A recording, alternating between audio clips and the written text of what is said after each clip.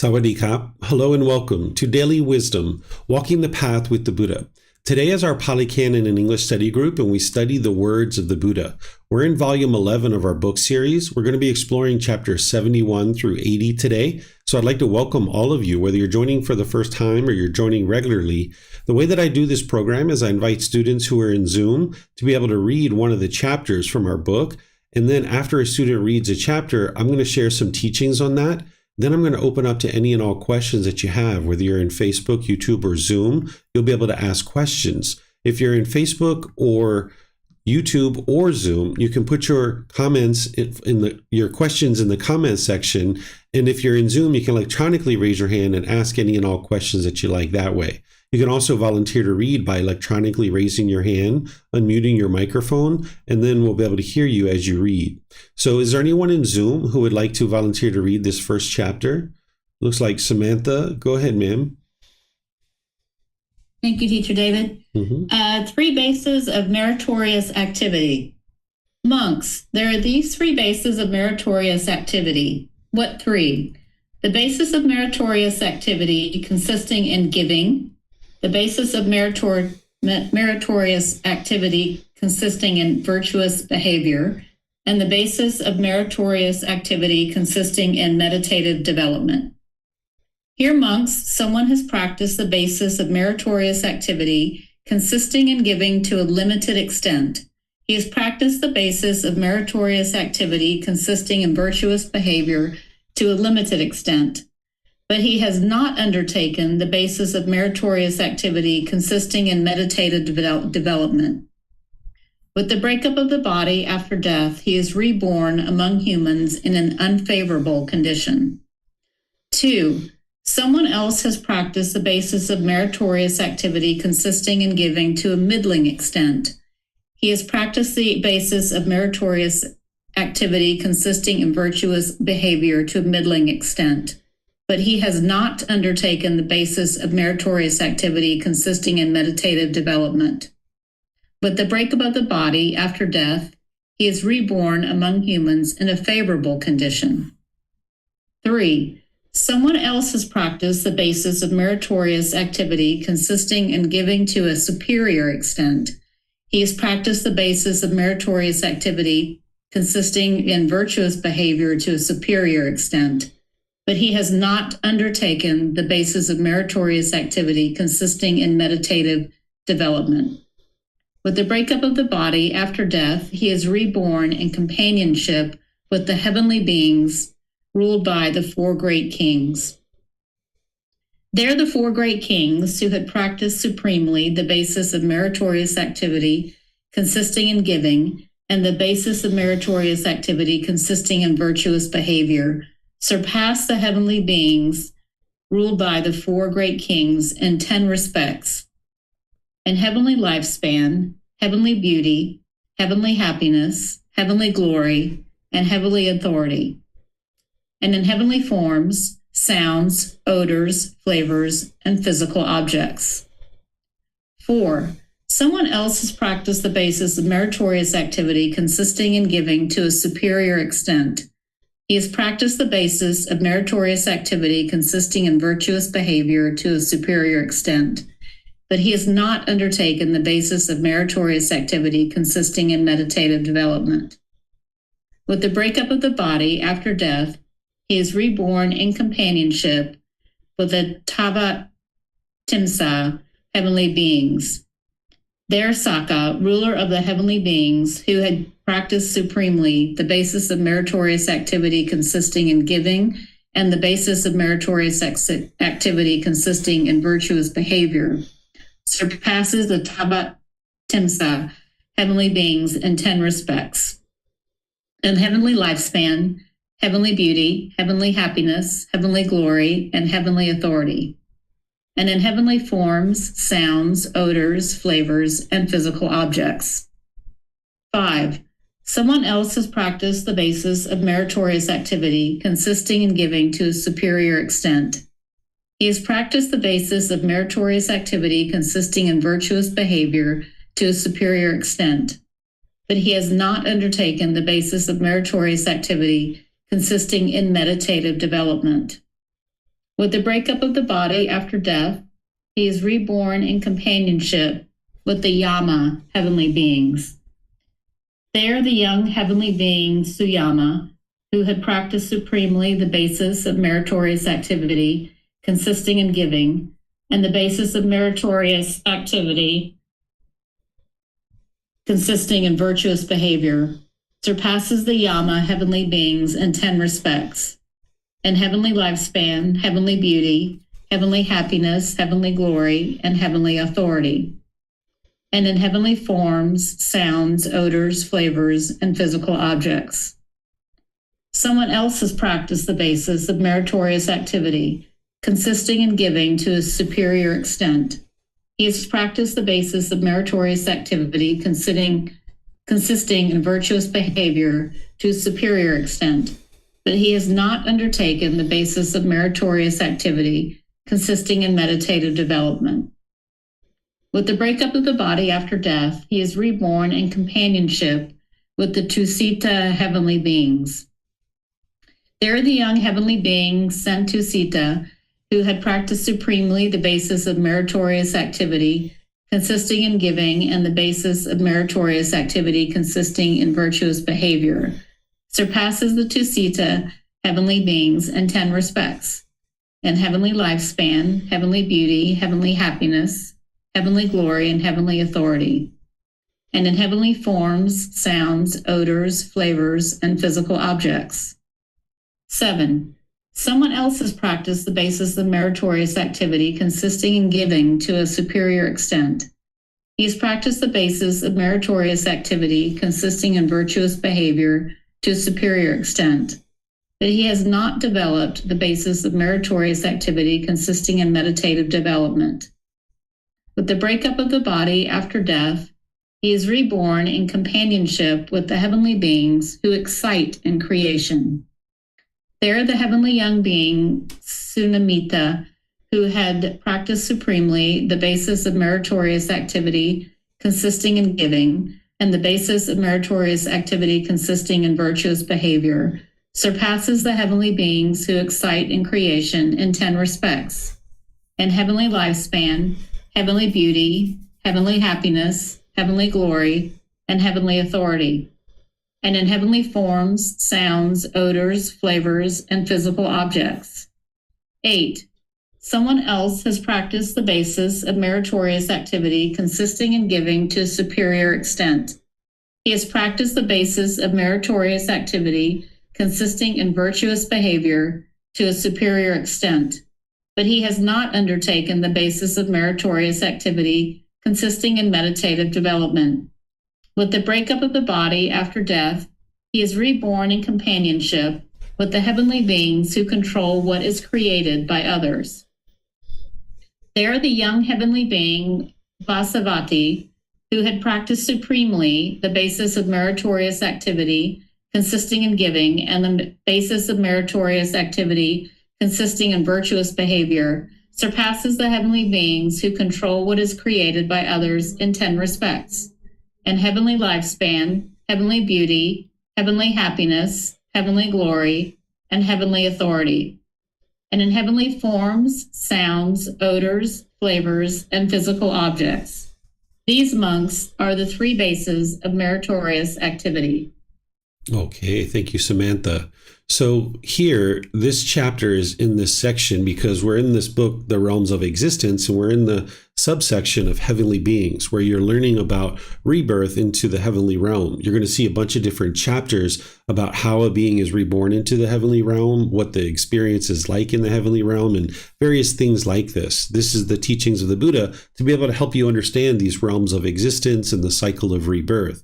This particular discourse relates to one of his other teachings called the way of practice. You guys might remember this all the way back to your foundational classes, where I taught about the way of practice, where at one point the Buddha was asked to boil his teachings down to just 3 simple things that you could be doing on a daily basis in order to be able to make your way to enlightenment. Because as you guys know, his teachings are quite extensive. And what we're working with are extracts of a larger collection of teachings, 45 volumes of books. And those 45 volumes of books are just what we have left of what he actually taught. So the Buddha taught plethora of information during his lifetime that would help people to be able to get to enlightenment.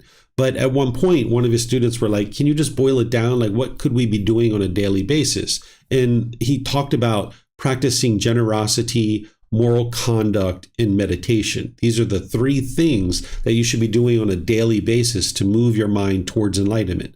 Now, you would need much more than that to be able to get to enlightenment, but in terms of what you should be doing on a day-to-day basis is working on developing your generosity, where you're giving and sharing your time, effort, energy, and resources without any expectation of anything in return. This is going to train your mind to let go, eliminating craving, desire, attachment, and you like to be doing that daily. The frequency of your generosity is more important than the amount.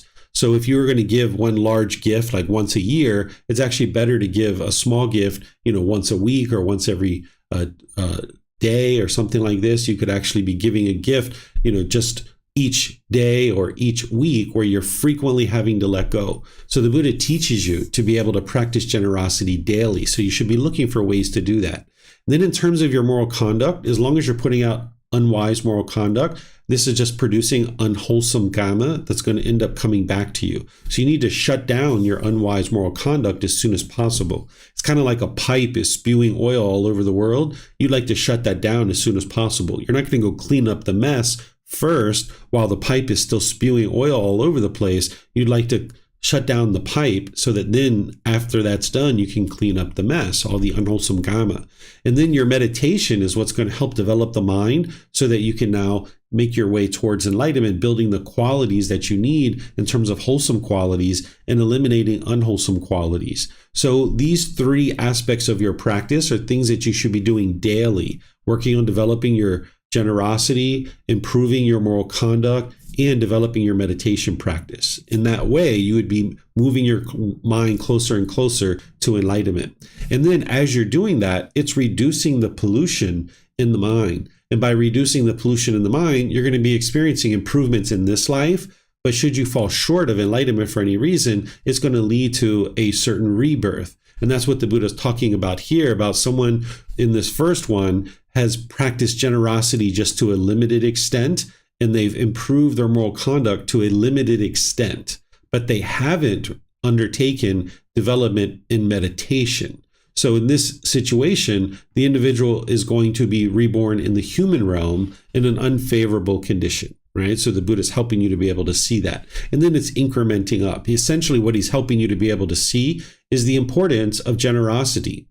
Sometimes people think that you need to just meditate your way to enlightenment. And you can see here that this isn't the case. So nobody's overseeing what you're doing on a day-to-day basis with your generosity and your moral conduct. But those things are helping to reduce the pollution of your mind. And of course, with all three of these things working together, that's what's going to help you to move closer and closer to enlightenment. So here, I don't know that we have to go through each one of these because I think it's pretty self-explanatory unless you guys have questions. But I was interested for you guys to be able to see the connection to his teachings on the way of practice, of practicing generosity, moral conduct, and meditation, because those are the three things that you should be doing on a daily basis, is developing each individual aspect of that. And the Eightfold Path is what's going to guide you in developing your moral conduct and developing your meditation. And then you just know to practice generosity on a consistent, ongoing basis with people around you, sharing your time, effort, energy, and resources without any expectation of anything in return. So let me know if you guys have any questions on any aspect of this chapter. Remember, you can put that into Facebook, YouTube, or Zoom in the comments section, or you can raise your hand in Zoom and ask any questions that you like. So it looks like Vibhav has a question. So go ahead, sir. Thank you, David. I think if you go down the last ones, that basically it seems to be the same thing where, can you just stop? Yeah. So if you see that the last few ones, that basically is that they have a practice basis of meritorious activity to a superior extent and virtuous behavior to a superior extent, but not undertaken meditated with development. Mm-hmm. This is kind of repeated multiple times. Mm-hmm. Yep, that's right. So he's just showing that you're being reborn into a different group of heavenly beings. So if you can see here, let's see, this one is superior extent. So here, an individual is reborn into this particular group of heavenly beings, right? Here's number 6. And then number 7, it's another group of heavenly beings, right? So these are like the subcategories of heaven. So you're moving to a higher and higher being within the heavenly realm, a better quality of an existence within the heavenly realm. Okay, but there's no but there's also saying that he had not undertaken any meditative development here. Mm-hmm. Right? It's just only based on generosity and moral conduct. Yes, exactly. And, that's what you're going to be practicing. And there's going to be a certain improvement to the condition of the mind as a result of that. Okay. Mm-hmm. Okay, looks like Tonka has a question. Go ahead, ma'am. Thank you, Teacher David. I was wondering about generosity because I feel that I'm very generous when it comes to energy and time. But when it comes to money, because I just have a part-time job and I earn almost minimum wage, I'm not very generous. And I'm wondering if I should put more effort into all 3 aspects, like energy, time, and money, or we are generous just with things that we have plenty of, like how to go about that. What you would like to do is see what your mind is holding on to. So if you're noticing that when your bank account goes up, you're happy, and when it goes down, you're sad or frustrated, or if you notice maybe you pay for something and you didn't really get the full value of what you paid for and you're frustrated, or maybe maybe you pay something and you don't really get the product that you purchased. Like I bought something online the other day. There was these great fruit bars that were being advertised on Facebook, and they look so nice, big, huge fruit bars. And then I got them, and they're these little dinky things. It's like 4 of them probably equal the size of one that they were showing on Facebook. And when I got it, I was like, oh, that's unfortunate, right? So when you get these kinds of things where your money is at play, if you notice any discontentedness around that, then your mind is attached to the money. So you would like to practice that. And then remember, it's not about the amount, right? So let's just say you could afford to give, I don't know, say $5 a day, right? That's, I guess, $150 a month. I don't know that you're able to give that much, but let's just say you were able to. You would like to give maybe $1 or $2 per day to different charities, so that maybe in one day you're giving $1 to this charity, $1 to that charity, $1 to this charity, and you're kind of spreading it out like that, so that your mind's having to let go more and more frequently throughout your month. And if you did that for a few months, you'll be able to see that your mind is let go because you've had to frequently let go. And then ultimately, if you went to once a week or once a month or something like that, you'd be just fine. But you would like to kind of frequently be giving like that. So that your mind can let go. Or maybe one day you give $5 to one charity, the next day you give $5 to the next one, the next day you give $5 to another charity. And maybe this is what you might decide to do, something like this. So with generosity, you need to be able to look not about how much you make. It's not about how much you make. It's about whether you're experiencing discontentedness related to this, because you need to be whole, right? You can't overextend yourself with practicing generosity. But if you were all the way on the other side, you'd be quite selfish. So you'd like to come to the middle where you're willing to give and share. And it doesn't have to necessarily be actual money as well. It could be where you go purchase some fruits and then you give away the fruit, or you give away clothing, but you're purchasing something with your money. If you're noticing your clothes come out of the dryer and they're ripped and torn, and you get frustrated when you see this, that means you're attached to your clothing and you would like to practice generosity to give away some of your clothing. Or if you're noticing that when there's certain jewelry that you can't find, maybe you've misplaced it. If you're noticing your mind is shaken up, you'd like to maybe share your jewelry with other people and let them wear it sometimes. And if you can give it away, give it away, but it might be too expensive for you to give away. So you might need to just share it with people that you trust, allowing them to wear it. So anytime you see discontentedness around a material object, you would like to start sharing those kinds of things with other people. And that's what's going to train your mind to let go. And money is a common one that people tend to be attached to because it allows you to get so many different material objects. So you would like to be sure you're sharing a certain amount of your money But it doesn't have to be the money itself. It can be, but you can also purchase things with the money and then give those things as well. Okay, thank you very much. You're welcome. Okay, I'm going to see if we have any questions in Facebook or YouTube. I don't see any questions there. So let's go to the next one, which is chapter 72. Is there someone who would like to read this one? Okay, looks like Tonka. Go ahead, ma'am. Just need to unmute yourself there.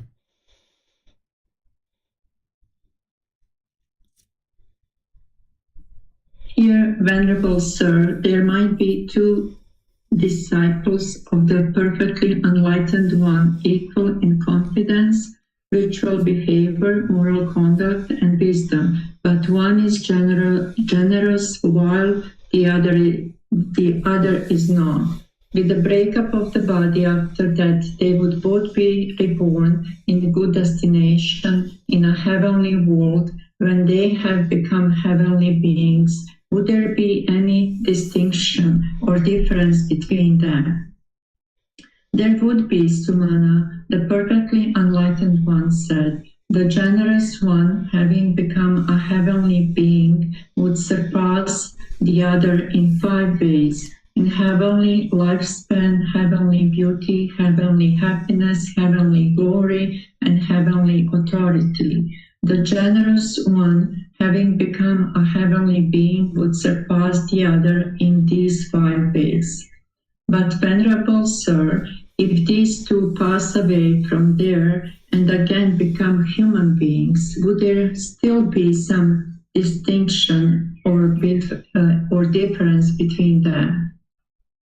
There would be, Sumana, the perfectly enlightened one said. When they again become human beings, the generous one would surpass the other in 5 ways: in human lifespan, human beauty, human happiness, human fame, and human authority. When they again become human beings, the generous one would surpass the other in these 5 ways.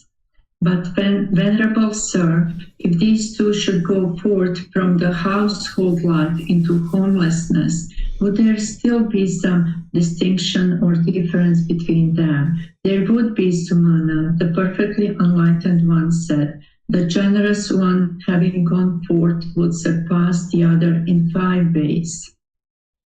He would usually use a robe that has been specifically offered to him, seldom one that had not been specifically offered to him. 2, he would usually eat alms food that has been specifically offered to him, seldom alms food that had not been specifically offered to him. 3, he would usually use lodging that had been specifically offered to him, seldom one that had not been specifically offered to him. 4, he would usually use medicine and supplies for the sick that had been specifically offered to him, seldom those that had not been specifically offered to him.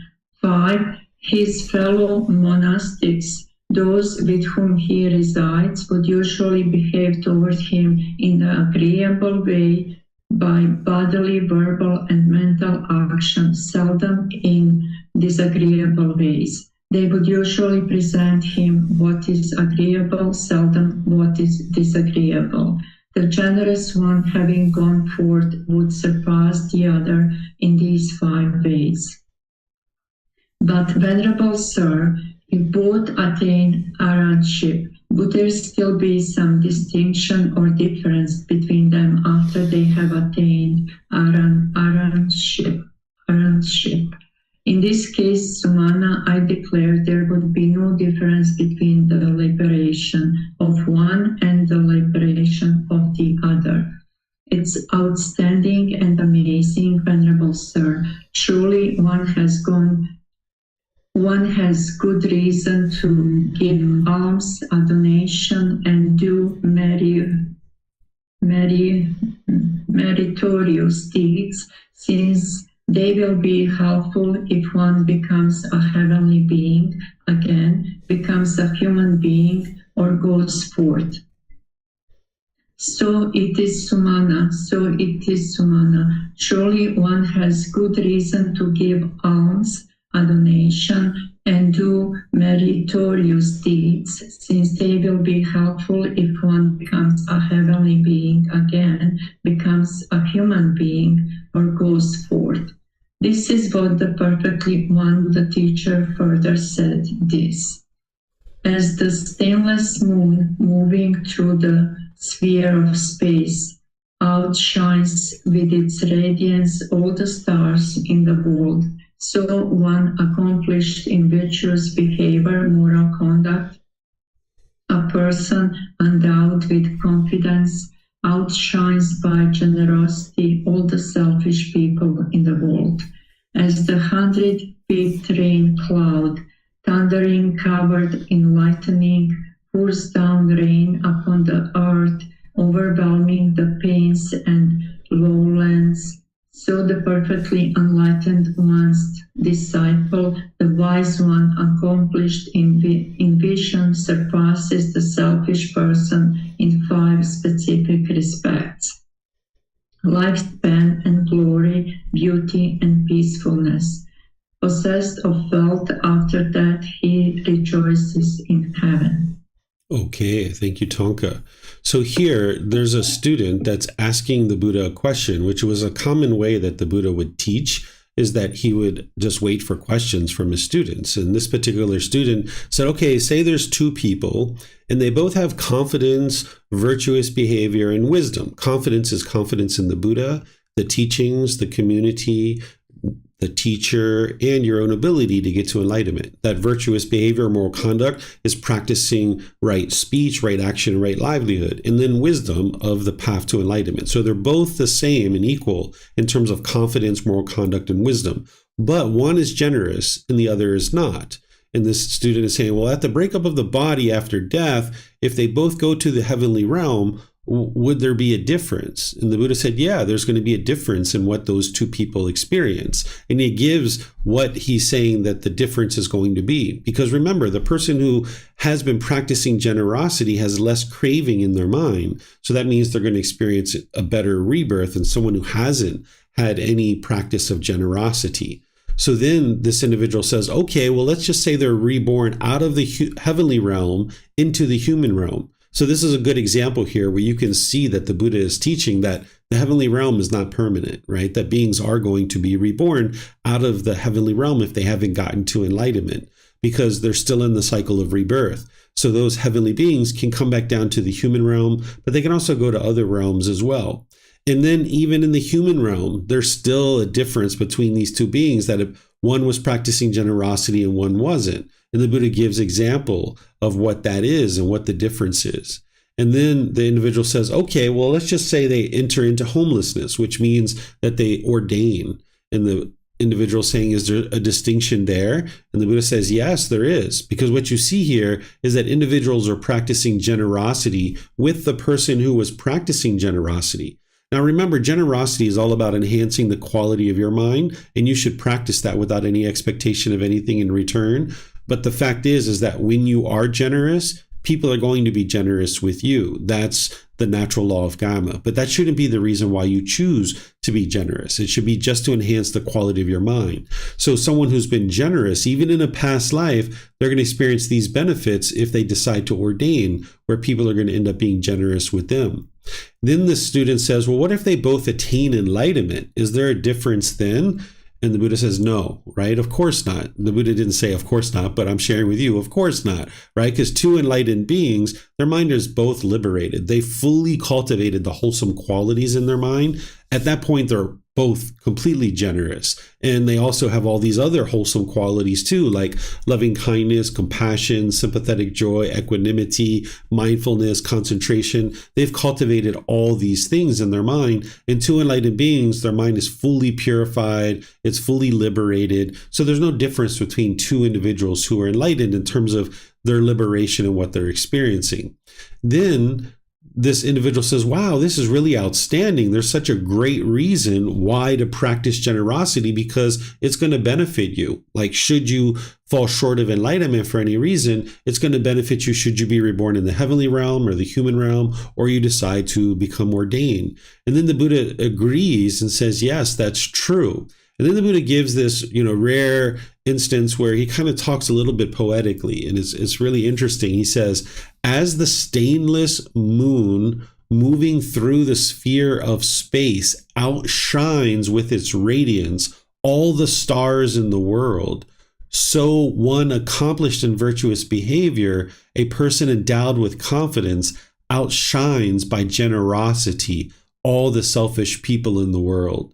Right? So your goal in practicing generosity is not to outshine people, right? But the Buddha is basically describing this, that if you have two people, one who's selfish and one who's not, this person who's generous is going to outshine the other individual. So I don't suggest you do it for this reason, but let's just say you had a job at a company of 300 people. And let's just say that you go in maybe once every 2 weeks, once a month, and you practice generosity with your coworkers, maybe bringing in bagels or donuts or fruit or things like this. You're going to outshine the other members of your company, right? That shouldn't be your goal, because if you go in there with the goal of, I'm going to outshine everybody, I'm going to practice generosity and show them how wholesome I am, well, it's not going to be effective in that situation. The natural law of karma is not going to work in your favor, because you're actually functioning out of craving and ignorance. But if you decided to practice generosity, whether it was in your company or in your neighborhood with your neighbors or within your family or things like this is going to be really helpful for you, because it's enhancing the quality of your mind, but it's also helping you to build relationships and a wholesome reputation among the people that you're around. And again, you shouldn't be practicing generosity for that wholesome reputation, but just know that that is what's going to occur. You need to practice without any expectation of anything in return, just to enhance the quality of your mind. But this nice little passage that the Buddha shares here helps you to be able to see that. And out of this book series, Volume 13 is all about generosity. So you're going to learn about all the benefits of generosity, but there's really only one true benefit that the Buddha ever really comes back to, which is the enhancement of the quality of the mind. But it helps you to become aware of all these other benefits that you're going to be experiencing because of generosity. So it's generosity that's going to really help you to eliminate that selfishness, that craving, that longing, yearning, and holding on to things, along with breathing mindfulness meditation and all the other factors of the Eightfold Path. But you need to be sure you practice generosity, because that's going to be helping you as well. So let me know what questions you guys have on this chapter. You can put that into Facebook, YouTube, or Zoom, or you can raise your hand in Zoom and ask any questions that you like. Okay, I don't see any questions anywhere. So I'm going to go to this next chapter, which is chapter 73. And it looks like Yusuf has volunteered to read. Let me check something real short, Yusuf. Yeah, this is a really long one. I remember this one. Okay, so let me just summarize this one, because I think it's too long for us to be reading for our class today. This one is titled A Simile Describing the Happiness of Heaven. So this is where, of course, the Buddha is just describing the pleasantness in heaven, in the heavenly realm. And I've been teaching you guys that for a really long time. And the Buddha is just giving some analogies and some descriptions of how happy it is in this realm of the heavenly realm. And that's why I share with you that the beings in the heavenly realm are experiencing exclusively pleasant feelings. And because of that, they tend to be complacent, and they don't actually train their mind to be able to get to enlightenment. So the heavenly realm is not an ideal existence. While some people might teach you to believe in things, and then when you die, you're going to go to heaven, and that's the ultimate goal. That's not the goal of the teachings of the Buddha. But he does teach about these realms because they do exist. But being reborn into the heavenly realm is not the goal of these teachings, and it's not the ideal existence, because you're still in the cycle of rebirth. The mind is still unenlightened. You're still experiencing discontentedness, but it's the pleasant feelings, and beings tend to be unmotivated because of that pleasantness in the heavenly realm. So let me know what questions you guys have here on this chapter before we move on. And Yusuf, I'll let you read a future chapter that is a little bit more well suited for our study. It looks like Samantha might have a question here. Go ahead, ma'am. Thank you, Teacher David. Just in general, from the different things that we've learned about the heavenly realm and the human realm, if one were to choose, I know you can't, a realm to be reborn in as far as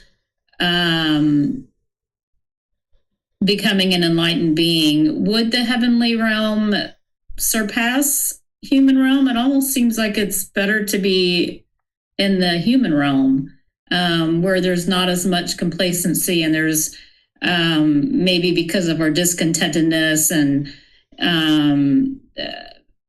perhaps unfavorable conditions, you might feel more impetus or reason to become enlightened.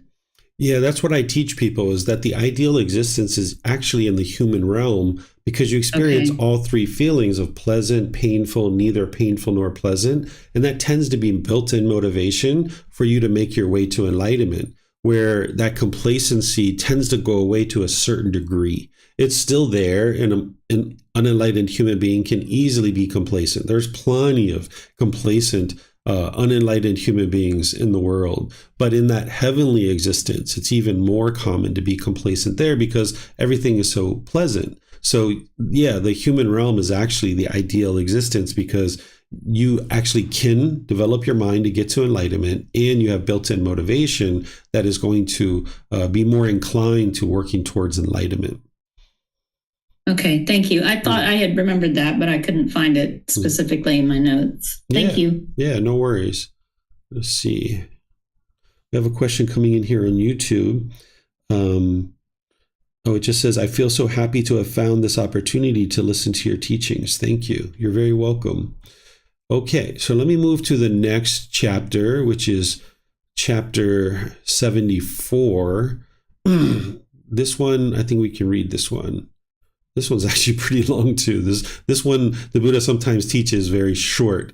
So let me just summarize this one. This one's very long here. Sometimes there's a subsection of this in the book instead of the whole entire particular discourse. So here, the Buddha is comparing cattle workers to individuals who are functioning and making their way to enlightenment. And he's talking about this upasata a day. This is like once every 7 to 8 days, where what people do nowadays is they will increase the number of precepts from 5 to 8 precepts during that one day. But if you know anything about the precepts and the way that the mind works, it's just changing your precepts for one day isn't going to drastically impact the condition of the mind, because those precepts are actually designed to eliminate craving, anger, and ignorance, the pollutions of mind. So that's going to help to knock down the craving, anger, and ignorance. And if you're just doing it for one day, it's not going to have the same impact. But I suspect what happens is when some people come up to that 8 precepts for a day, it kind of spills over to 2 or 3 or 4 or 5 days, or maybe even several weeks or months, that people end up practicing that for longer and longer periods of time. So here the Buddha commonly uses analogies from farming life, because that's what people would have known during that time frame, whether it's working with cows or planting crops or things like this, where nowadays we might talk about mobile phones and driving cars and Facebook and things like this. We can use analogies along those lines. During the lifetime of the Buddha, everybody would have understood these types of analogies. So the Buddha is just describing the fruit and benefit of an individual actually practicing his teachings more closely during this period of time. So here he's describing how cattle workers observe this, this kind of holiday, so to speak. It's an event that happens like every 7 to 8 days on the lunar calendar. He's talking about how they do it. He's talking about how this other group of people do it, this other group of human beings. And then he talks about how his students practice this in terms of developing their practice to be able to eliminate the pollutions in the mind. And of course, the Buddha is praising an individual who is increasing their level of practice to be able to actually train their mind and get rid of the pollutions of mind. So if you guys have read this, let me know what questions you guys have here. If not, you can read it by going to our website and downloading our books, or you can get them on Amazon. You can get them for free from our website. Of course, Amazon is going to charge you for those, but that's another place where you can get them. And you can also get them here at the temple in Chiang Mai. So I'm just going to check and see if we have any questions. Okay, I don't see any questions. So I think this next one, Yusuf, you might be able to read. Let's see. These are really, really long. And you can see the words that I'm sharing as well. Yeah, so now we have a whole series of discourses that you're going to see where the Buddha is just describing the different heavenly beings and what they're experiencing and things like this. So we'll probably just move through these, but we can definitely read them. Go ahead, Yusuf. The heavenly beings of the Gandhava order, monks, I will teach you about the heavenly beings of the Gandhava order. Listen to that. And what monks are the heavenly beings of the Gandhava order? There are monks, heavenly beings residing in pregnant root, heavenly beings residing in pregnant heartwood, heavenly beings residing in pregnant softwood, heavenly beings residing in pregnant bark, heavenly beings residing in pregnant shoots, heavenly beings residing in pregnant leaves, heavenly beings residing in pregnant flowers, and heavenly beings residing in pregnant fruits, and residing in fragrant sap, and residing in fragrant scent. These monks are called the heavenly beings of the Gandhava order. Okay, thank you, Yusuf. So today we think about these 5 realms in just general ways: hell, animal, afflicted spirits, human realm, and heavenly realm. And just like there's different animals in the animal realm, and just like we have different ethnicities and different genders in the human realm, in these realms of hell, the afflicted spirits, in the heavenly realm, you can see the Buddha having subcategories. And here, this is like a subcategory of the heavenly realm. This isn't something that you need to understand in order to get to enlightenment, but it's what was being talked about during his lifetime. This is called a cosmology, that there are certain cosmology or certain way that they describe and thought about these realms of existence during the Buddha's lifetime. If you understand the 5 realms and what those beings experience in those 5 realms and how a being moves from one realm to the next, this is what you need to know nowadays in order to understand it enough and be able to experience enlightenment. But here you're going to see the level of detail that the Buddha had on these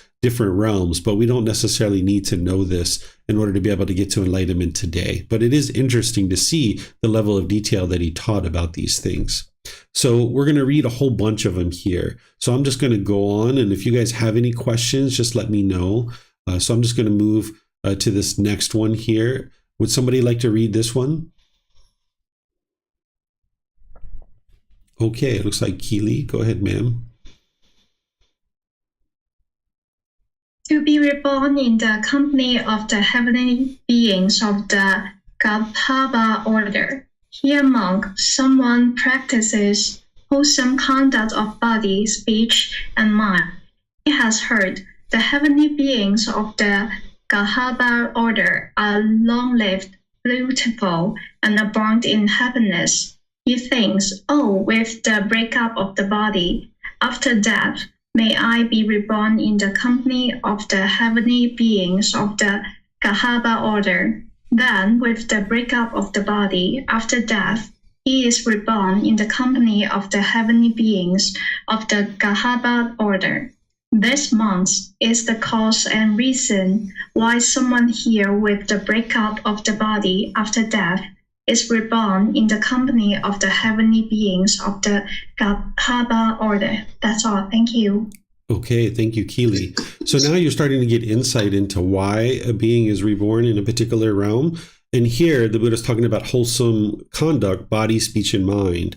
And if you remember back to the 10 courses of wholesome Gama, where the Buddha breaks this down into 10 individual pieces, he shows you there of exactly how a being is reborn into the heavenly realm based on that. And what we were talking about there is I was explaining that it's not the moral conduct itself, it's the way that through practicing this level of moral conduct, there's less pollution in your mind. It's the pollution of the mind that determines whether or not you are reborn or not, because if your mind's completely purified, there's no rebirth anywhere. But if you're not enlightened, meaning your mind still has pollution, then it's the level of pollution that's in your mind at the time of death that's going to determine your rebirth. So if you have a certain amount of wholesome moral conduct, that means you've reduced your pollution to a certain degree. So there's going to be a certain rebirth after that. And being reborn into the heavenly realm, okay, that's nice, but that's not the ideal. And that's not what is necessarily going to lead to a wonderful life, because in that heavenly realm, you still need to get to enlightenment. So those beings are going to need to be either getting to enlightenment in that existence, or they're going to be reborn into other realms and then have more and more opportunity perhaps to get to enlightenment, whether they're in the human realm or in the heavenly realm. But if they go back down to like hell, animal, or afflicted spirit, which is possible for a heavenly being to experience, then now they're in those lower realms and they need to make their way back up again. So the heavenly realm is not ideal, but you're going to start to learn about how an individual gets reborn into this heavenly realm. Not that you would aspire for that, but the Buddha is just helping you to see true reality of how these things happen and how these occur. This is understanding the natural law of karma, of cause and effect, or action and result.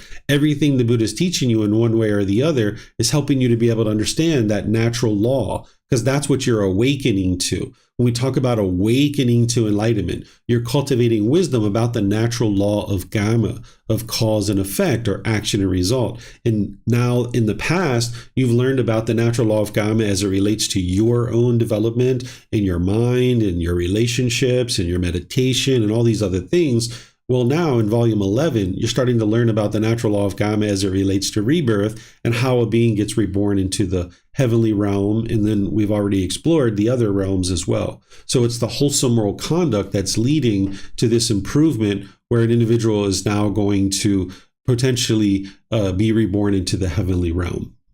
So we have a question from Alejandro coming in here on Zoom. It says, heavenly beings are in other realm. Oh, heavenly beings are in other realm. Are they considered enlightened?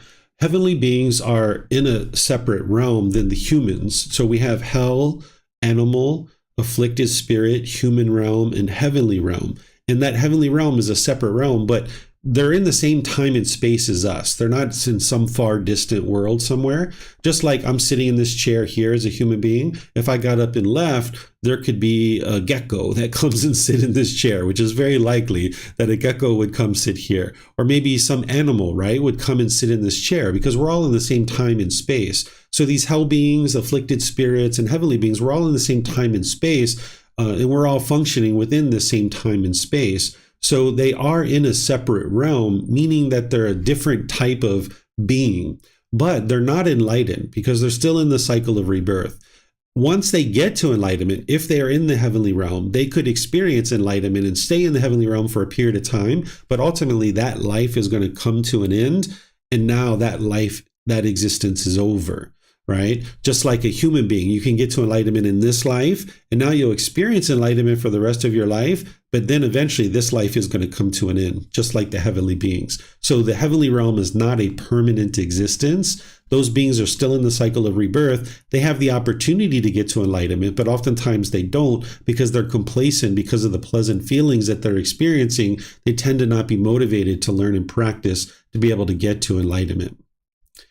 Looks like Yusuf has a question. Go ahead, sir. My question is about rebirth. I'm not sure if it's related to what we are studying here. You can tell me if not. If you were to look to a family of, like, let's say 5 members, all of them are into wholesome things and a perfect conduct on everything. But sometimes you see only one of them, even though his family is into wholesome things and perfect things, he go kill people, take drugs, drink alcohol, go to prisons, and all this kind of stuff. So I thought came to the mind that this might be conditioned. His mind is conditioned because of his past life and his all unwholesome karma. So this could be like a sign that there is rebirth. Would that be true, or there's no relation to that? What do you mean a sign of rebirth? That they are going to be reborn after this human life? No, like when we are trying to I forgot the word when we are trying to see if rebirth is true or not, to verify rebirth. So this is like a sign to verify rebirth. Is it true, a sign, or there's no relation actually? That is true, that you can see that beings are reborn into this world and they have different levels of pollution in their mind based on their past, but also based on this life too. So that individual who, in your example, was born into a family that's fairly wholesome but chooses to do unwholesome things, they could make different choices too. If they chose, but that's where the wisdom comes in of what would be wise or what would be unwise. So it's important that we don't kind of blame our conduct today on our lives in the past, but instead we can see that there's certain pollutions in the mind that come from our past existences, but now in our current existence, we have the opportunity to overcome that through training the mind. And that would be the ideal way to go forward in this life. Okay, understood. Mm-hmm. Okay, it looks like Samantha has a question. Go ahead, ma'am. Thank you. Our rebirth, as you said, relates to the amount of craving and the type of craving we have at the breakup of the body. So it seems like many people, as they get older, either through wisdom or through active training, lose craving, or they realize that certain things are just not as important, or they don't crave them like they used to as they were younger. And then there are other people who, let's say they have an illness and they're aware that their time is closing here on earth. And they too, I won't say have a revelation, but just become less and less full of craving, just realizing that everything should just let go, that really so many things are not important. So my question is, do you think that, or do you know if people who are older or those closer to death with an understanding that they are closing in on death are more likely to reduce their craving to the point where they might become enlightened at the time of death? Yes, I've taught this too, that natural death leans towards enlightenment. So let's just say somebody dies abruptly in a car accident at the age of 25. That person is less likely to get to enlightenment at death because they didn't have any preparation for their death and it was just happening abruptly. So whatever craving and anger and ignorance that was in their mind, it was just boom, it was still there. But this individual who's lived a very long life, maybe they got to 70, 80, 90, 100 years old, as we age, that natural death leans towards enlightenment because we're letting go, we're starting to extinguish a lot of those pollutions in the mind. That's why a long life is actually something that an individual would aspire for, because it gives you more time to be able to get to enlightenment, where oftentimes, like my grandmother now, she's like almost 102. She'll be 102 on the 13th of August. And she keeps saying like, gosh, I don't know why I'm living so long. Like she thinks she's in Christianity. So she says, God doesn't want me and hell won't take me, right? This is what she says. So I tell her, I say, Grandma, there's a reason why you're living so long, because all through her life, she was so kind, she was so generous, she was so friendly and loving. She was a very dedicated wife and mother. She just did so many amazing things during her life. And this is the reason why she's living for a very long time. And she just doesn't understand that. It was through her wise decisions. And she's an individual who you can see she's been letting go and letting go and letting go and letting go and letting go. And she's getting all this amount of time to be able to let go, right? So yes, natural death, and as you age, it's going to tend to lean towards enlightenment. And even people who know that they're going to die, this is actually really helpful because they can actually be letting things go. But obviously, the better way to do this is to actively train your mind from early in life so that you don't accumulate a lot of pollution through your life, and then you have a lot to let go of at the end. Instead, actively work on letting go, as soon as possible, so that then at whatever point you get to enlightenment, whether it's in your teens or 20s or 30s, 40s, 50s, 60s, 70s, wherever it is, you can enjoy the rest of your life in that enlightened mental state. And that would be ideal. Okay, thank you. You're welcome. Okay, I'm going to see. We don't have any other questions, so let's go to the next one. This is now the Buddha giving details of how one is reborn into these various realms. So it looks like Yusuf is volunteering again. Go ahead, Yusuf. Why are you smiling? Because I volunteer. I just know you like to talk, that's all. And Okay. reading is a form of talking for you. What? Reading is a form of talking for you. I did not understand. Okay, that's all right. Okay. To be reborn in the company of the heavenly beings who reside in fragrant roots. Here, monk, someone practices wholesome conduct of body, speech, and mind. He has heard the heavenly beings who reside in fragrant roots are long-lived, beautiful, and abound in happiness. He thinks, with the breakup of the body after death, may I be reborn in the company of the heavenly beings who reside in the fragrant roots. He gives food, gives a drink, and gives clothing. He gives a vehicle, he gives a garland, he gives a fragrance, he gives an ointment, he gives a bed, he gives a dwelling, he gives a lamp. Then, with the breakup of the body after death, he is reborn in the company of the heavenly beings who reside in fragrant roots. This, monk, is the cause and reason why someone here, with the breakup of the body after death, is reborn in the company of the heavenly beings who reside in fragrant roots. The same teaching was spoken for each of the other groups of Ganavas, those who reside in fragrant hardwood, and reside in fragrant softwood, reside in fragrant bark, reside in fragrant shoots, and in fragrant leaves, and in fragrant flowers, and in fragrant fruits, dab, and scents, each the donor of the corresponding type of gift. Okay, thank you, Yusuf. So here the Buddha is just, again, showing how generosity leads to improvements. It leads to improvements in this life, and if you fall short of enlightenment, then there's the potential to be reborn into the heavenly realm as well, right? And a lot of people desire to be reborn into the heavenly realm, but that's not something that I would suggest to you to aspire for. Instead, work towards enlightenment in this life. That's what you would really like to be able to do, so you can be done with all of this. Don't need to come back again, because even if you get reborn in the heavenly realm, there's no guarantee that you're going to get to enlightenment from there. Maybe you've already been in the heavenly realm, so you've already been there, done that. Okay, so let's just get to enlightenment in this life. That would be ideal. So it looks like we have questions coming in. It looks like Tonka, you have some questions. Go ahead, ma'am.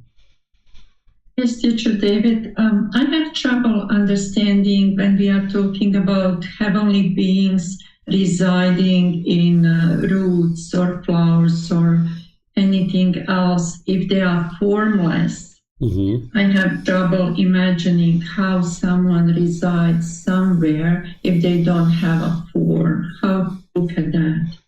Yeah, I haven't verified that there's heavenly beings in the roots or in the trees or leaves or things like this, but just understanding and answering your question, a formless being could really actually exist just about anywhere because it's formless. It could actually go into, for example, think of like an apparition. It could actually physically go in, even though it's not physical, it's formless. It could go into this root of the tree, for example. So that's what the Buddha is teaching here. I haven't been able to independently verify that, and there isn't a need to independently verify it, but that's just what the Buddha was teaching at that time frame. And that's why I mentioned at the onset that this isn't something that you would need to go out and independently verify. But it's interesting to see what they were teaching at the time. But also, if we generalize the heavenly realm to just understand beings in the heavenly realm, anytime he's talking about what leads to rebirth for a heavenly being into the fragrant roots or any of these other things like heartwood or softwood or bark or anything like this, the same things that are leading to rebirth, the way that the Buddha is talking about it for those beings, is the same things that would lead to rebirth in this general heavenly realm that we think about and that we talk about. So that's where this kind of thing can actually help you, that you can just set aside the idea of specifically, whether they're in the fragrant roots or in the bark or in the softwood, but just understand heavenly beings in general existing in a formless existence. And this is what leads to their rebirth. Okay, thank you very much. You're welcome. Okay, so Alejandro says in his question, how does someone feel when they're enlightened? Do they see love everywhere in people, family, friends, nature? Could it feel like being in a kind of permanent love high? Or if life itself were a constant flow of connection and joy? So let's just go through this. How does someone feel when they're enlightened?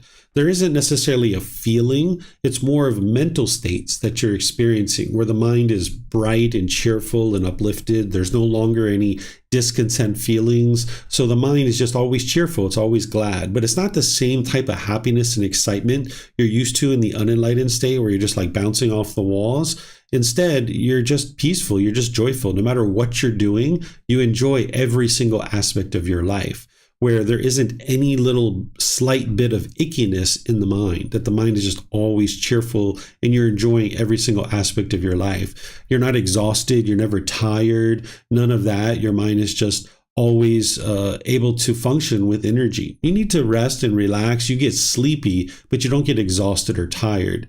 So there's all these different things that an individual would experience as a result of getting to enlightenment. And then you mentioned, do they see love everywhere? You can see love everywhere, but you can also, as an enlightened being, you can see the suffering that people experience too, and you understand that suffering.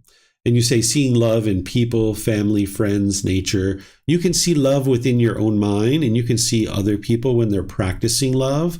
But again, you can see the heartache and the misery in the world too, but that doesn't affect you. Where in the unenlightened state, if you see somebody suffering, you might actually experience painful feelings as a result. But in the enlightened mental state, someone could be suffering and your mind doesn't experience any kind of emotions as a result of that, because you just understand why this person is experiencing the things that they are. Could it feel like being on a kind of permanent love high? The answer is no. There's no high and there's no low. It's just your mind is just always uplifted. It's always bright. And you love all beings. So there's no being that you don't love. Remember, love is a genuine interest in seeing all beings be well. You have that genuine interest in seeing all beings be well for all beings, animals and humans, and even these other realms of hell, afflicted spirit, and heavenly realm as well.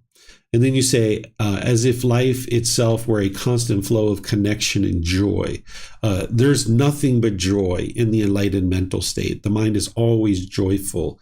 There's never a time where you're like, I don't really like what's going on in my life right now. This is a real bummer. I feel bored. I feel lonely. You don't have any of that kind of thing. You just enjoy every single aspect of your life.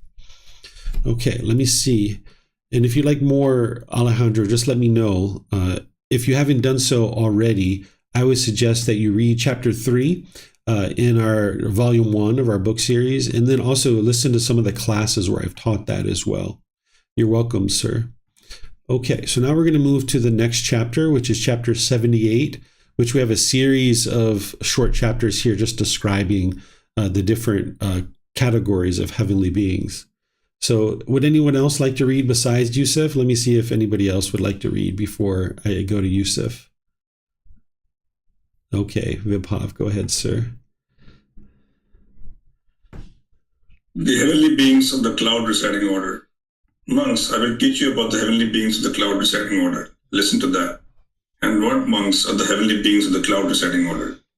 There are monks, cool cloud heavenly beings, warm cloud heavenly beings, storm cloud heavenly beings, wind cloud heavenly beings, and rain cloud heavenly beings.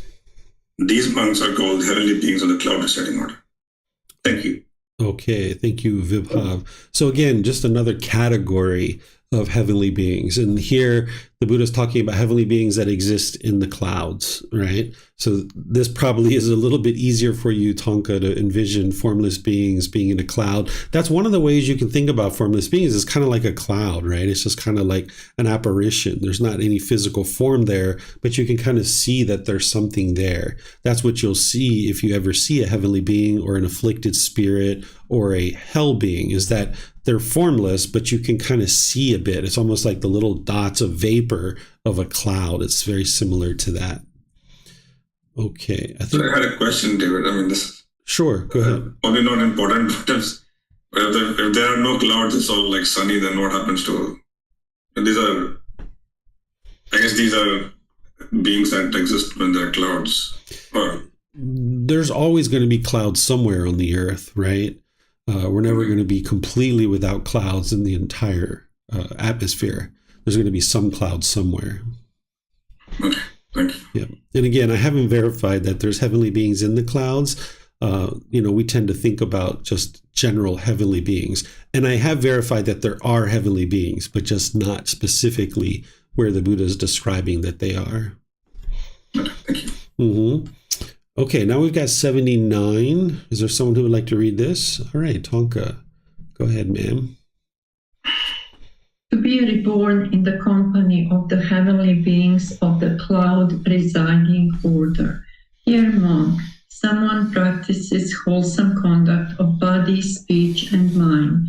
He has heard the heavenly beings of the cloud residing order are long-lived, beautiful, and abound in happiness. He thinks, oh, with the breakup of the body after death, may I be reborn in the company of the heavenly beings of the cloud residing order. He gives food, he gives drink, he gives clothing, he gives a vehicle, he gives a garland, he gives a fragrance, he gives an ointment, he gives a bed, he gives a dwelling, he gives a lamp. Then, with the breakup of the body after death, he is reborn in the company of heavenly beings of the cloud residing order. This monk is the cause and reason why someone here with the breakup of the body after death is reborn in the company of the heavenly beings of the cloud residing order.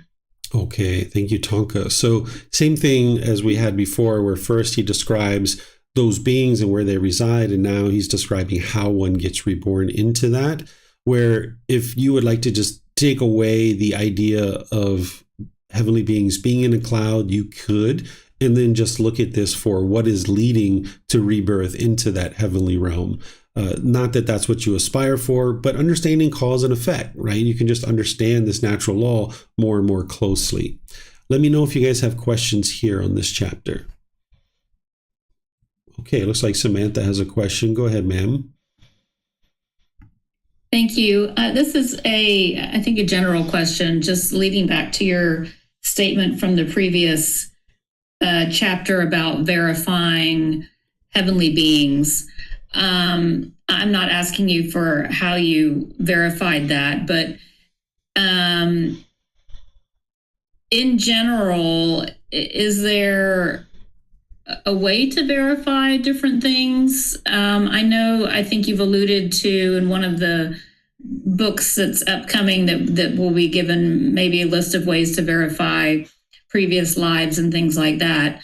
But is there any benefit in sharing the way one has verified something with other people, or is this something that one must come upon and figure out on their own? No, I can share with you how it happens, but it's important not to condition your mind to kind of be looking out for this and kind of, over anxious that this kind of thing will happen. But some people can see heavenly beings. I've never seen a heavenly being. I've seen afflicted spirits before, like ghosts. I've seen those before. but I've never seen a heavenly being. The way that I know heavenly beings exist is that they've actually talked with me. I've heard communication from heavenly beings on multiple occasions, and they've also created sensations in the body where they creates tingling across the shoulders and down the back and up the neck and over the head. This is one of the ways that they kind of let you know that the communication you're hearing is from them.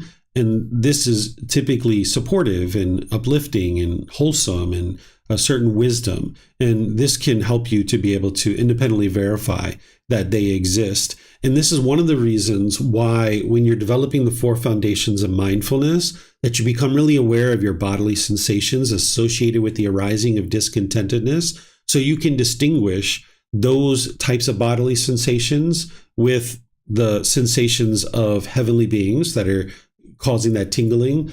God does this as well.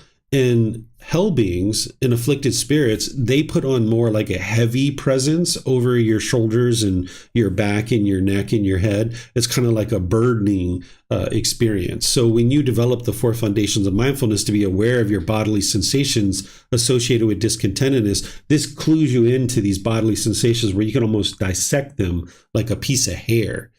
So this is how I know that heavenly beings exist, because I've had lots of communication from them, and I've actually experienced these sensations while they're communicating, because they let you know that this is them communicating. But even still, when they do that, you still need to learn, reflect, independently verify, and practice, because particularly early on, you might not know whether this information coming to you is from a heavenly being or is it from a hell being.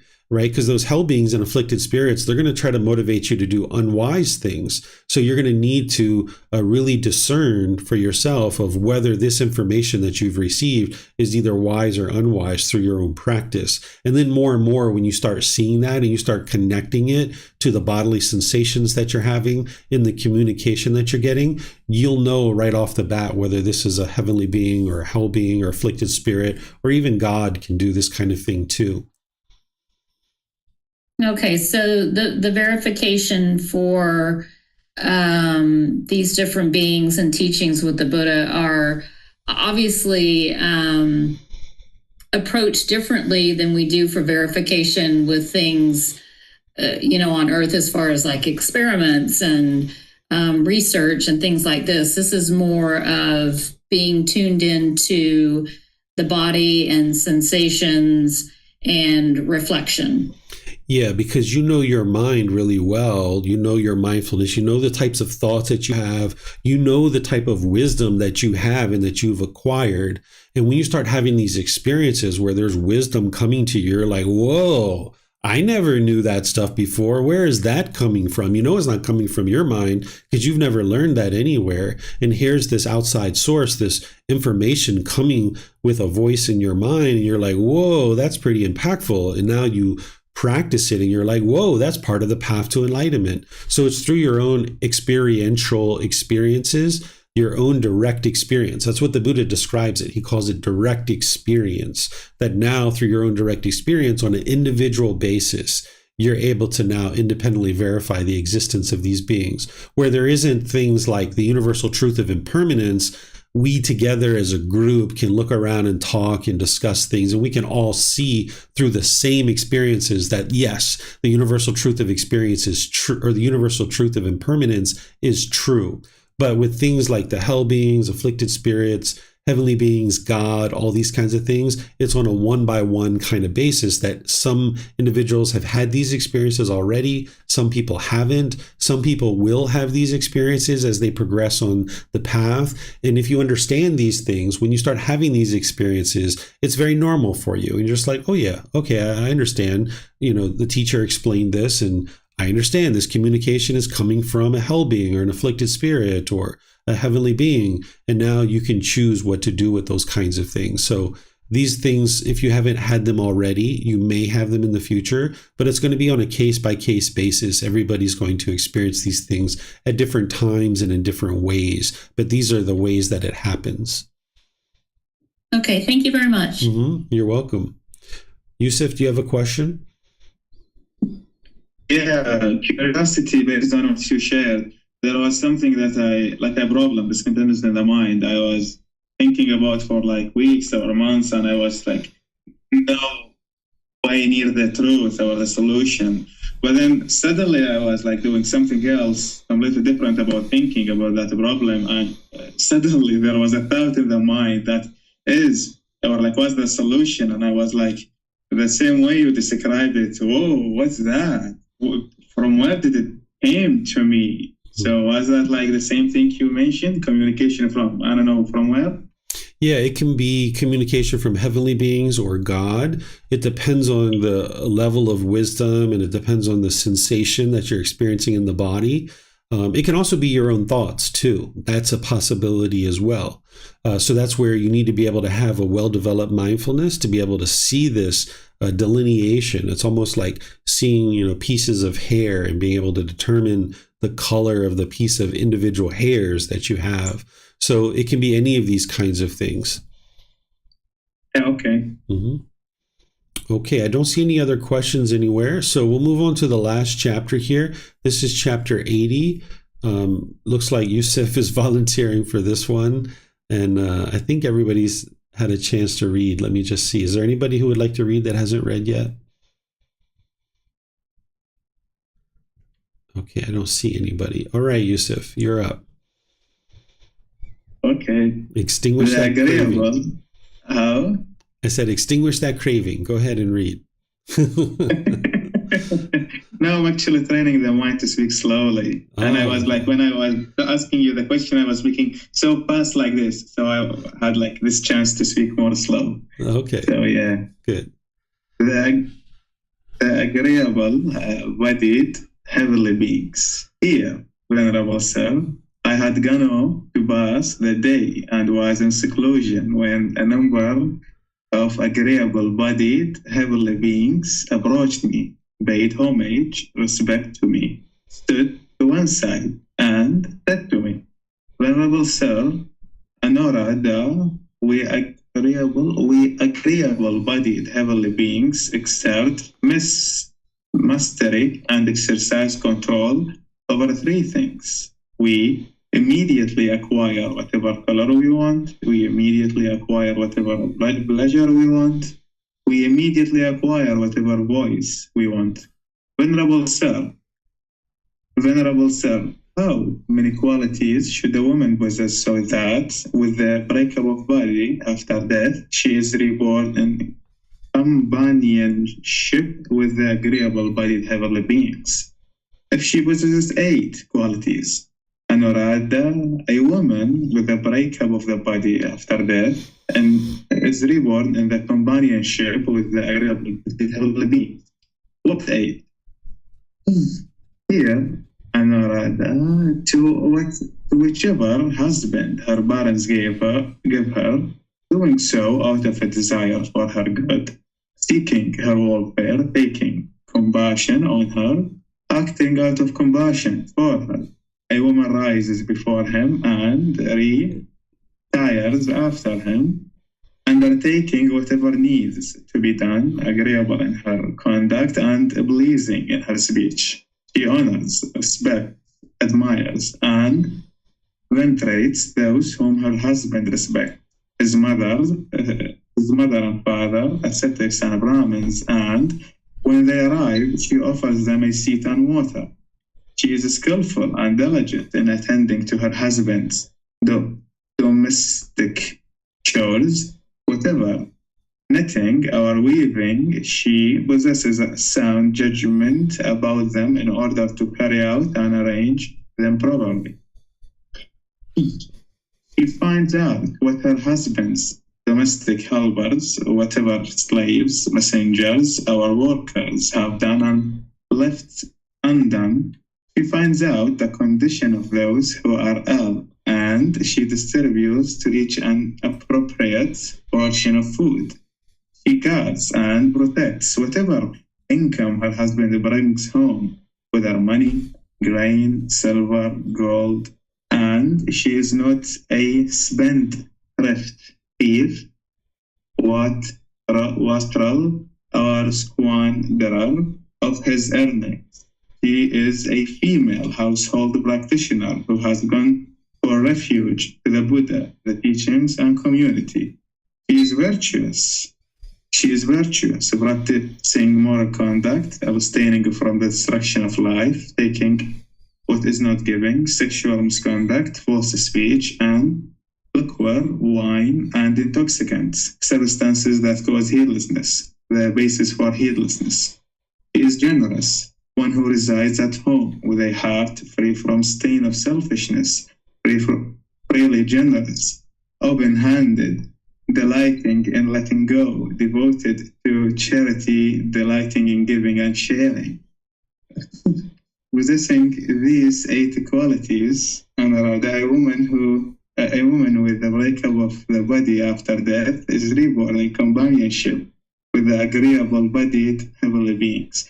She does not despise her husband, the man who constantly supports her, who is dedicated and eagerly always brings her whatever she needs. Nor does a wholesome woman scold her husband with speech caused by jealousy. The wise woman shows veneration to all those whom her husband admires. She rises early, works diligently, manages the domestic help. She treats her husband in agreeable ways and safeguards the wealth he earns. The woman who fulfilled her duties, thus following her husband's will and wishes, is reborn among the heavenly beings called the agreeable one. And wow, I would like such a woman to be in my life. I was just thinking that, Yusuf, I know you, and you probably are very interested in that type of woman. Yeah. Okay, so as we've been describing, the Buddha segments the heavenly realm into different categories. And this is just yet another category, disagreeable bodied heavenly beings. And now this individual is asking, how is it that one can be reborn into this particular group of heavenly beings? And now the Buddha is describing that based on things that were going on during his lifetime. And you can see that an individual who's practicing this way, there's a certain amount of pollution that's out of the mind. If you can look at this and think about what's going on at the time, men were a lot of times doing the outside work and women were doing the inside work. So you can kind of see that the man's kind of out there doing these kinds of things and the woman's at home doing domestic type work, where today, a woman isn't necessarily doing that. So it's not like a woman has to do this. It's not like a template, but instead the Buddha is teaching based on what was happening at that time. So today we might say, that a individual where the Buddha is talking about, kind of waking up before her husband and going to sleep after her husband, we might think that, okay, a good worker who works at a company who happens to be a female or even a male, they might arrive to the office before their boss. And they might go home after their boss, right? And this is like a way of ensuring that you're attending to all the needs of the company, right? So now, during today's time frame, women aren't necessarily staying at home in the way that they were during the lifetime of the Buddha, which was pervasive during his lifetime. Nowadays, women are out in the workforce and, equal members of society, contributing to companies and business and these kinds of things. Where during the lifetime of the Buddha was also teaching that women were equal. He was teaching equality among all people. But sometimes when people read something like this, they kind of try to put in this delineation of where the husband is higher than the wife. And that's not true. The Buddha is just describing the type of activities that women would do that are practicing the teachings to a certain degree. And nowadays, we could potentially look at this and extrapolate lessons for a woman or a man, even today, of how to be reborn into that particular realm. But again, that's not the ultimate goal. But what you can see as an underlying message in all of these teachings about how one is reborn into a particular realm, whether it's the heavenly realm or even the human realm, afflicted spirits, animal realm, or hell realm, it's all about the conduct and the level of pollution that's in your mind. And that conduct is going to determine and help you to be able to have insight of what the level of pollution is in the mind, right? So it's that amount of pollution that's in the mind or lack thereof that's going to determine one's rebirth, or even if one gets to enlightenment or not. So that's what I encourage you to focus on, is improving the condition of the mind through eliminating the 10 fetters, the pollutions of the mind.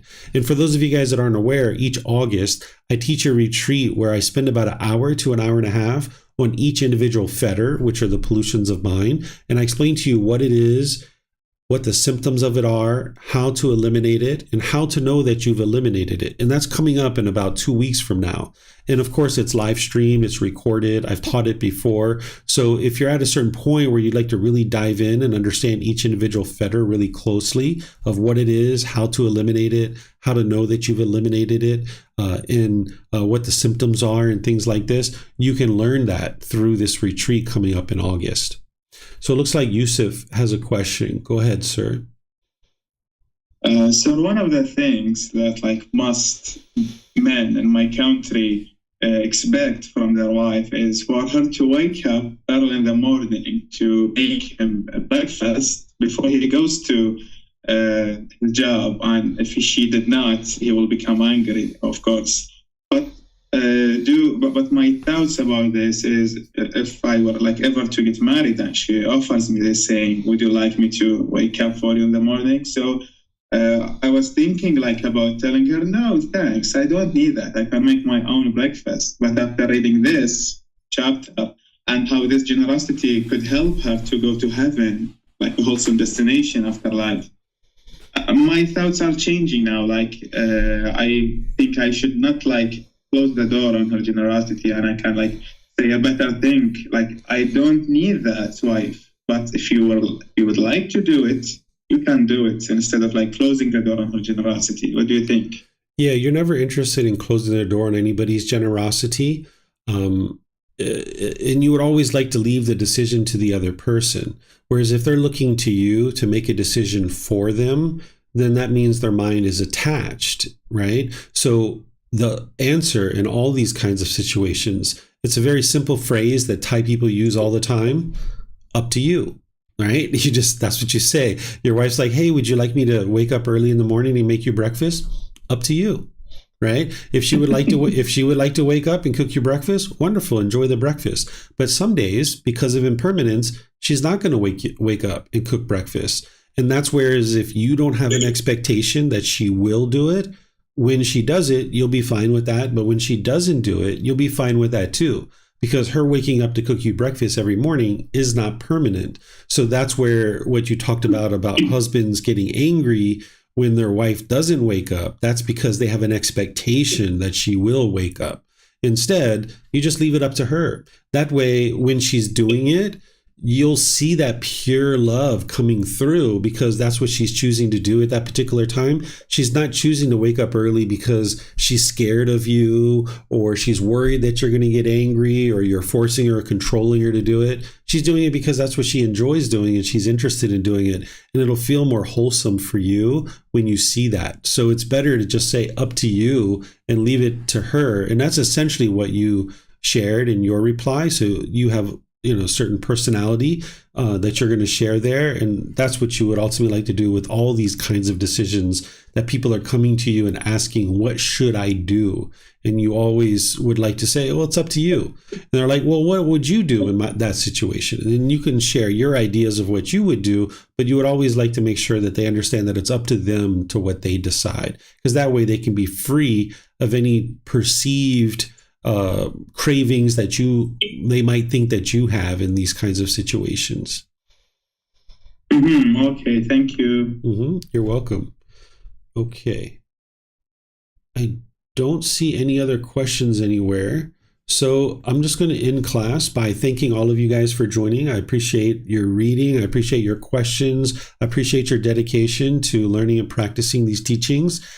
Next week, we're going to be in the next 10 chapters 81 through 90. So if you'd like to read those ahead of time, you got the words of the Buddha and you got words from me as well to help you understand how to implement this into your day-to-day life. So you might decide to take a look at the book prior to class or after class. This is going to help you. Tomorrow in the group learning program, we're going to be in chapter 5, which is the Eightfold Path. For some of you guys, that's going to be tonight, right? Saturday night is when I teach at the temple. For some of you guys in North, Central, and South America and other places in the world. And then I'm going to be teaching tomorrow evening Thai time as well. So if you need a refresher on the Eightfold Path, or you'd like to really make sure you've solidified it, this is a great class for you that I'm going to be teaching in the group learning program, the entire Eightfold Path in that one class. So if you would like to ask any questions, you'll have that opportunity to do that. And then, of course, on Monday, I have the Foundation and the Path to Enlightenment course. And then on Wednesdays, I'm teaching meditation and opening up to questions. And then I'm also teaching a 4-part series on Buddhist chanting right now on Wednesday evenings, Thai time. So you guys are welcome to attend any of these classes. So thank you again for all your help in the class. Thank you for being dedicated to learning and growing, becoming a better and better individual. As you guys would like to seek help, you're always welcome to reach out through these live classes. You can post on our Facebook group. You can send me a private message, or you can schedule personal guidance, and I'll be pleased to help you. So whatever you choose to do today, have a very lovely and wonderful rest of your day. We'll see you next time. Sawadee-ka.